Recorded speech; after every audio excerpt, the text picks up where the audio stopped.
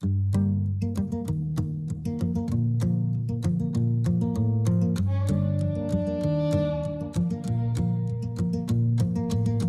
do we sit here being silent, watching our leaders turn into tyrants? Have they forgotten which side they're fighting for? Checks and balances set aside and rule of laws, youths and ours, and Constitution openly ignored. Man, I'm not okay. Think we are being played. Is it time for right and left to join a greater cause? Man, I'm not okay.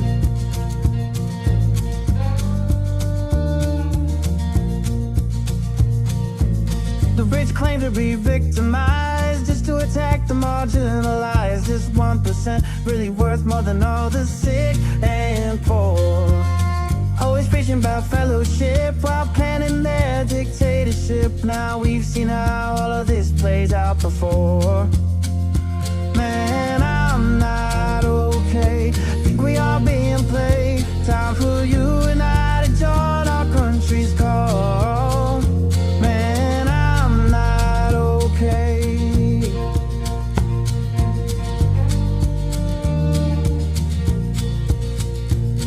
Ever wonder all the mystery? Why they whitewash our history? Keep dividing is their plan. All in all, such a scam. Algorithm very sly, only used to spread the lies. Politicians know well, hate is simple to upsell. Man, I'm not okay.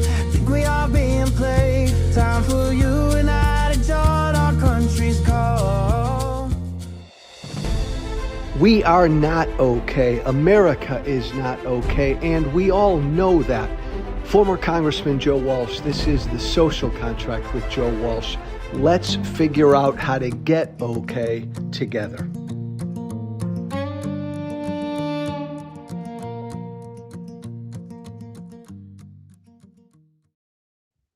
We'll never be the same. I don't know what that means. I don't mean for that to convey a really pessimistic outlook. But I want to start there with those words on this January 6th, 5 years removed from an attack on our capital, 5 years removed from a violent attempt to overthrow an American election. I want to start with those words. We will never be the same. This country's never going to be the same. Don't know what that means. Don't know if this experiment in democracy will survive. Don't know if this country will stay together. I don't know. I just know this. 5 years ago today, there was a violent attempt. 5 years ago today, our capital was attacked. The United States Capitol was attacked. Foreign governments didn't do that. Foreign armies didn't attack us 5 years ago today. Americans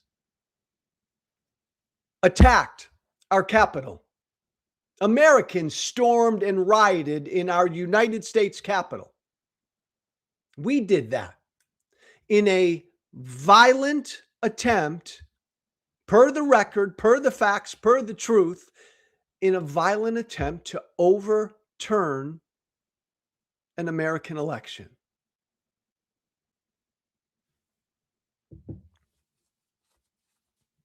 That should have been 5 years ago today, should have been the wake-up call of all wake-up calls, right? When you think about it, this January 6th, 5 years later, take a look at this country right now. The song that I play now at the start of my show, Man, I Am Not Okay. By the way, I'll continue to push this song. I've played a teeny weeny role in helping to create this song. It's called Man, I Am Not Okay by Federalist Number 9. Check it out. on YouTube. But think about where we are today. This country is dangerously divided. We're at each other's throats. The people we disagree with now, they're not just our political opponent, man. They're our mortal enemy. The people we disagree with now, man, we're on a road where we want to destroy the people we disagree with. We want them to be killed. We want them to be ruined. We hate them. That's not okay. Think about this.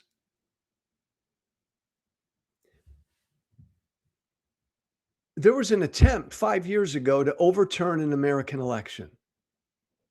And you would think, because 5 years ago, this country was dangerously divided. 5 years ago, this country was at each other's throats. 5 years ago, political violence was on the rise. 5 years ago, political hate was through the roof. 5 years ago, before January 6th, we were a nation at each other's throats. And then January 6th happened. And then there was an attack on our capital. And then American citizens quite literally tried to overturn an election result.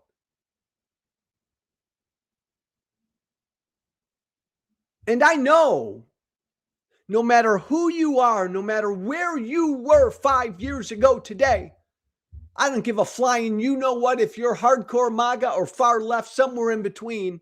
When you first learned of January 6th and you first watched those images,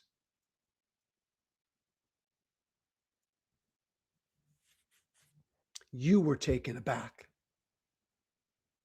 Every one of us was. Every single one of us, when January 6th happened and we watched it in real time on TV or our phones or whatever, every single one of us said, "Oh my effing God." Every single one of us cried or got pissed off, got scared, worried for this country. Every single one of us did that 5 years ago today. Every one of us in real time recoiled with fear, anger, and sadness at what we were watching. And I say with the utmost confidence, every single one of us instantly reacted that way, because when January 6th happened, I still had my radio show. I was still on right-wing talk radio, baby. And I went on my right-wing radio show that night, January 6th, and I am here to tell you, you've heard me say this before, everybody who called into my radio show, the most hardcore Trump supporters, the biggest, most steadfast MAGA folk in the country, they all said the same thing. "Oh my God, Joe. Oh my God. This is horrible. This is scary. This has gone too far. This can't happen here." I heard that 5 years ago today on my right-wing talk radio show from Donald Trump's most hardcore supporters, without exception. For many of them, it lasted a day or two or three or a week or two, and then everything went back to where it was. But I'm telling you, and I know you know this, every American's instant reaction to January 6th was fear, anger, profound sadness. So you would think, as I did 5 years ago today, because I'm getting this even from MAGA for a day or two or three. Hardcore MAGA telling me this is all right, Joe. You're right, Joe. This has gone too far. We got to stop. I'm getting this every day for the first few days after January 6th from hardcore MAGA. It's why I thought it would finally be the wake up call. It would finally be that thing that would take this deeply divided, dangerously divided, hate filled, politically broken country at each other's throats, and it would cause all of us to go time out, time out. Put your muskets down, put your swords down, put your weapons down. This can't happen here. This here is America, baby. This doesn't happen here. We don't try to overthrow elections, overturn elections. We don't attack our own capital. This happens in third world countries. This doesn't happen here. Time out, stop. We got to talk.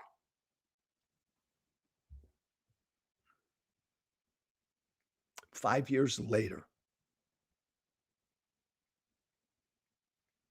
we are more divided than we were before January 6th. 5 years later, political violence in this country is much more prevalent than it was before January 6th.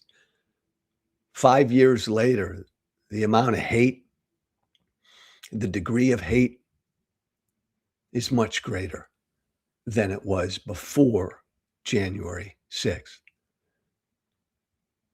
And oh, by the way, 5 years later, today, 5 years later, the guy responsible for it all is back in power. 5 years later, the guy who caused January 6th, the guy who created January 6th, the guy who incited January 6th, he's in the White House again.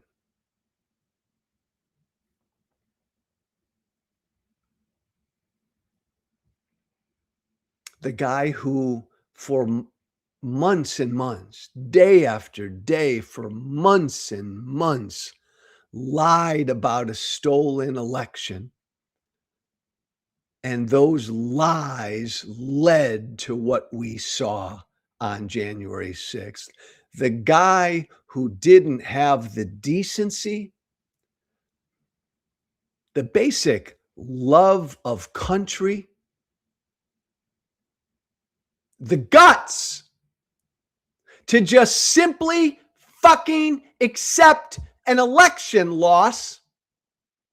Trump didn't have the guts, the decency, the patriotism to accept an election loss. He caused it all.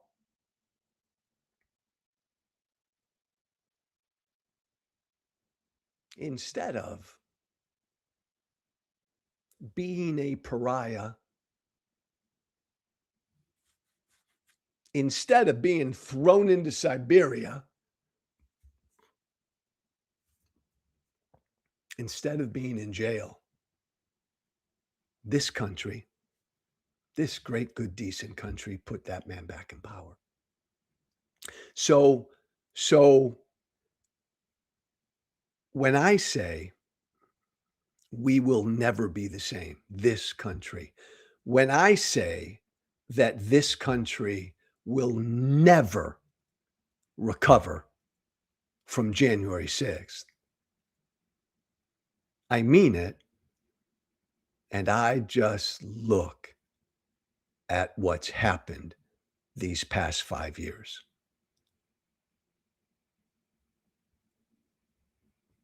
And I don't know what it portends. What do you mean, Joe, we're not going to recover from it? I don't know what that means. We'll never be the same, Joe. What are you talking about? Be more specific. I can't. I don't know.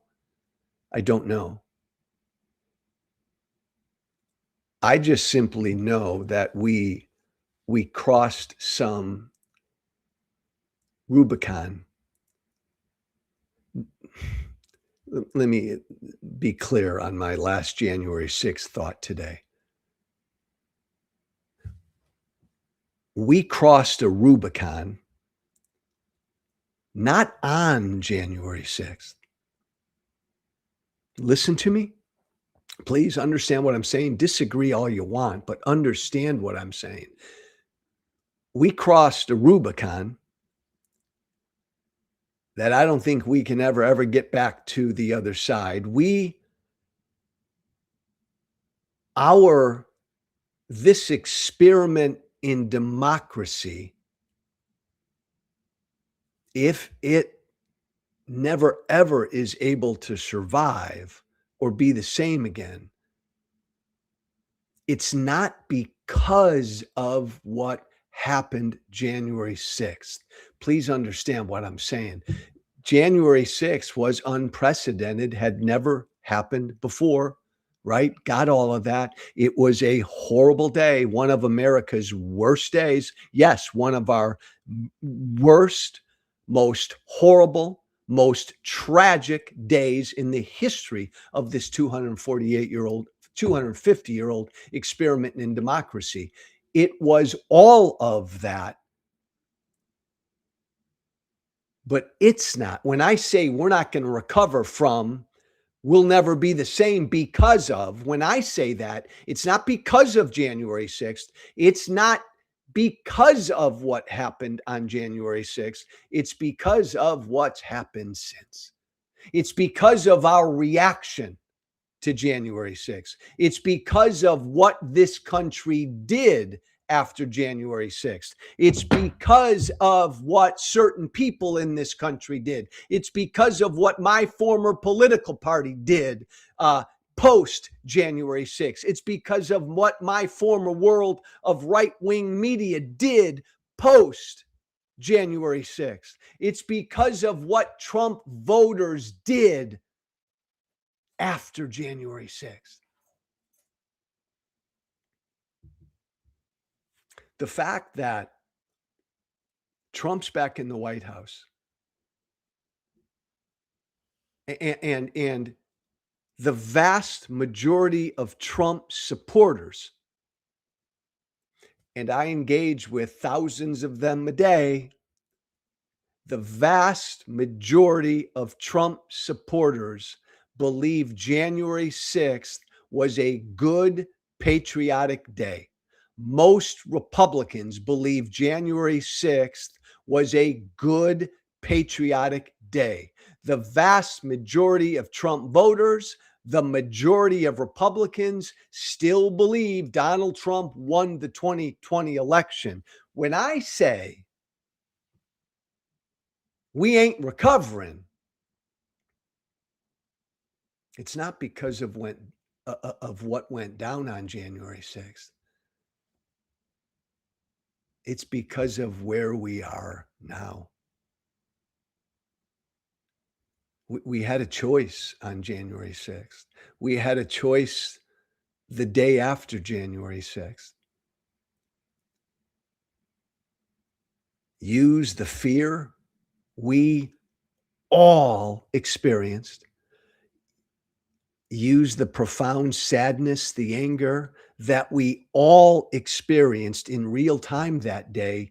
Use that fear, anger, and sadness as a wake-up call to get this country that is not okay, to try to heal the divide, to try to lower the temperature, to try to preserve our institutions of democracy and the rule of law and all the rest, to use January 6th as a wake-up call.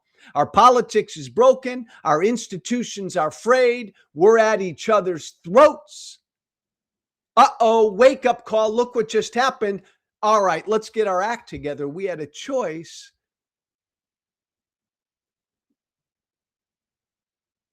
But way too many Americans chose to do the opposite.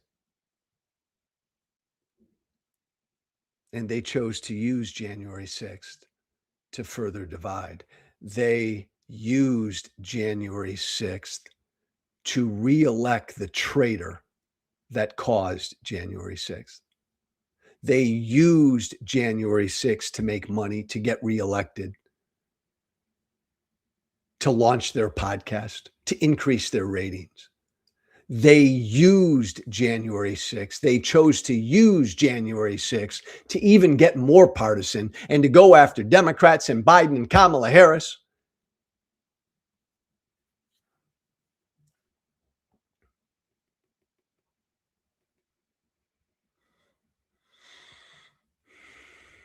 And I've apologized profusely for what I said yesterday when I said that we all are to blame. Thank you, all of you who caught me on that. When I say we here, I'm talking about Republican voters, Trump voters, Republican elected officials, conservative right-wing media people who their side, their leader fucked up big time 5 years ago today. And instead of putting their country first, instead of putting what is right first, instead of putting our democracy first, well, 5 years later, it's manifestly clear. They've used January 6th to put their own interest ahead of the country, to just try to win politically, to just try to beat up and punish the left or the Dems or whatever, to put Trump back in the White House.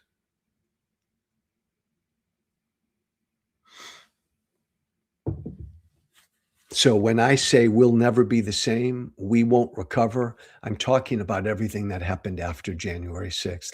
And I'm not talking about all of us, the royal we, the American people. I'm talking about a large number of us. Half of this country almost. A big, big chunk of our media and social media world. And one of our two major political parties that has chosen to use January 6th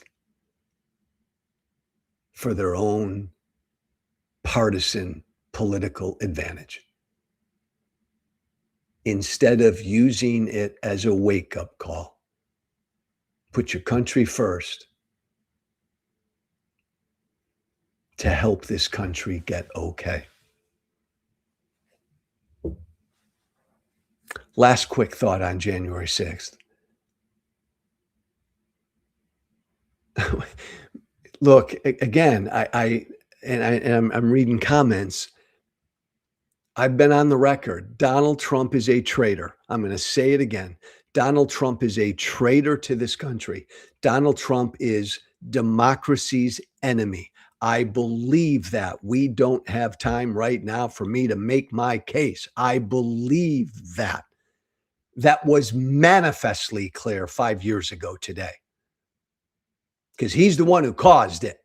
Because he didn't have the fucking love of country, decency, or guts to accept the will of the people, to accept an election result.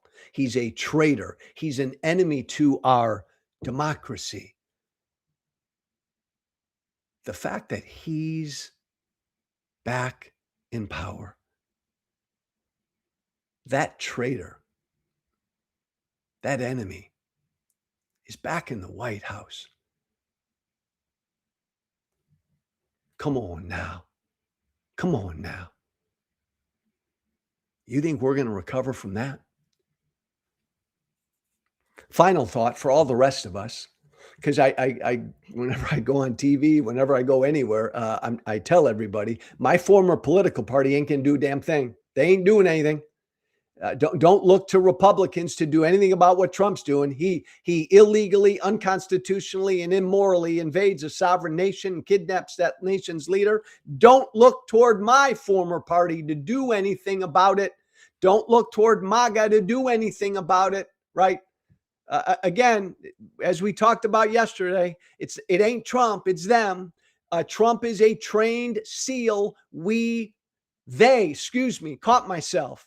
Republican voters, MAGA voters, conservative and right-wing media people, and my former political party, they have trained Donald Trump over the years to believe that he is above the law. He can do whatever he wants. In a weird way, you can't blame Trump for thinking he's above the law. Think about that. Think about how weird and scary and sad that is. Here we sit, January of 26th, 11 years into the Trump era, and I'm telling you, in a weird way, you cannot blame Donald Trump for him thinking he's above the law. You can't blame Trump for thinking he's accountable to no one. MAGA, Republican voters, Trump's media sycophants and cheerleaders, and every gutless Republican official, they're to blame. They all, over these years, have trained Trump to believe he can do whatever he wants. They've never, ever, ever, ever, ever held him accountable for anything he's done. My God, I've said this before. My God, Donald Trump lost an election, refused to concede, refused to accept the loss, lied repeatedly about the election, and then committed crimes trying to overturn the election. And you know what? He was not held accountable for any of that. Think about that. My God, if I were Donald Trump, I'd believe I'm a god. Yeah, if I were Trump, I'd believe I'm untouchable. I can do whatever I want. If I were Trump, his voters, his cheerleaders, his court jesters, every member of his political party, they've all told him and taught him and trained him to believe he's above the law. For all the rest of us, let's use the fear and the anger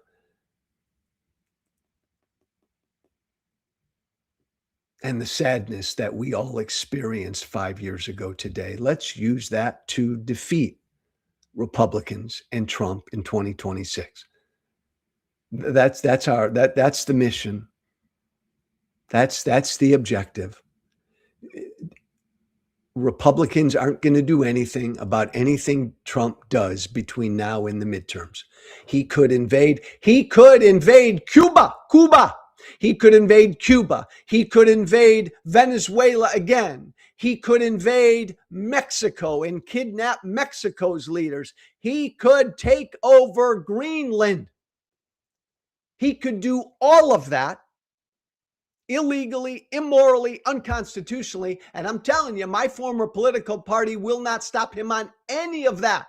Don't look toward MAGA or my former party to stop him doing anything between now and the midterms. Most certainly, he will put and could put and will put military on our streets. He will intimidate and try to scare voters in blue cities and blue states from voting.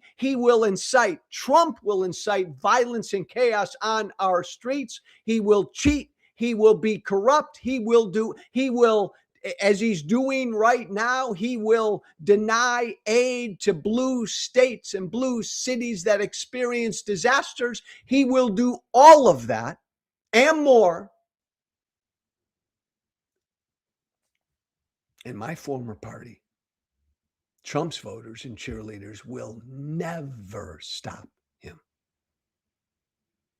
So our only objective for the next 10 months is to beat them, is to defeat them in November. That's it. That's it. Republicans control the House and the Senate and the White House. My new party, Dems, we're out of power. Our only objective is to acquire power, i.e., take back the House and the Senate, if possible, in the November midterm. So our objective, all of us, everybody out there that is not part of MAGA, that is not a Trump cheerleader, a Trump sycophant, a Republican Party elected official who gets down on their knees and bows and worships Trump every single day, all of the rest of us in this royal we, our only objective is to work our asses off for the next 10 to 11 months to make sure that we defeat them in the midterm. And oh, by the way, expose everything Trump and his side will do that's lawless and corrupt and chaotic and cruel. And I'll end with this one, just, hope, some hope. 5 years removed from a violent attempt to overthrow an American election. You're doing it. What I've said is our only objective: defeat them, keep everybody informed of the cruelty and the lawlessness of Trump and his team. You're doing it. Look at what a big deal ICE has become. My God, a year ago, I'll bet you 94% of the American people had no freaking idea who or what ICE was.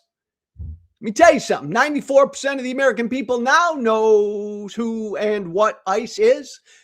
Joe, those are those masked federal agents who've been detaining brown and black immigrants, disappearing brown and black immigrants off of our streets, out of Home Depot parking lots, out of daycare facilities, out of courthouses.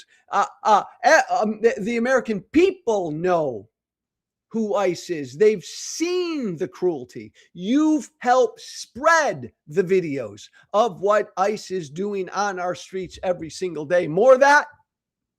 Keep that up, because that seeps through. Remember, most Americans don't pay attention to politics like you do.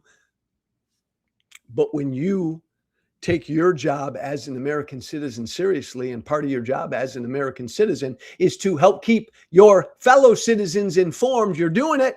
You're doing it. You're sending them these videos. You're sharing on Facebook and all the rest, the videos of the cruelty that these masked federal agents have been doing on our streets every day for months, and it's seeping through.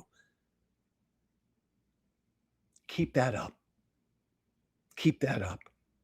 And oh, by the way, while you're at it, go to our GoFundMe page, our Paxos GoFundMe page, Paxos.app. We've built the app, the one-stop shop for all immigrants in this country to go to lawfully protect themselves and fight back against ICE. We'll have the first working version of that app out this month of January. And then we're going to get it into the hands of immigrants throughout this country. Help us do that. Go to our GoFundMe page. We're having the American people financially support this app so that Trump cannot come after thousands and thousands of us. Paxos.app. I had other things, Keith, I was going to talk about, but I've run too long. So I'm going to stop right here on this January 6th with this message. Again, 5 years ago today, you were afraid. 5 years ago today, you were crying. 5 years ago today, you were angry, pissed off. 5 years ago today, you were scared to death and worried all get out for your country. Remember how you felt 5 years ago today and use those feelings politically constructively these next 10 to 11 months to defeat Trump and Trumpism in the midterms. My Substack, guys, by the way, socialcontractwithjoewalsh.substack.com. Become a subscriber if you'd like. socialcontractwithjoewalsh.substack.com. My email, thesocialcontractwithjoewalsh@gmail.com. All one word, thesocialcontractwithjoewalsh@gmail.com. Thanks, everybody. Be brave. Thank you for listening. Remember to listen, follow, and share The Social Contract with Joe Walsh on Apple, Spotify. Plus, don't forget to subscribe to The Social Contract on Substack. This has been The Social Contract with Joe Walsh.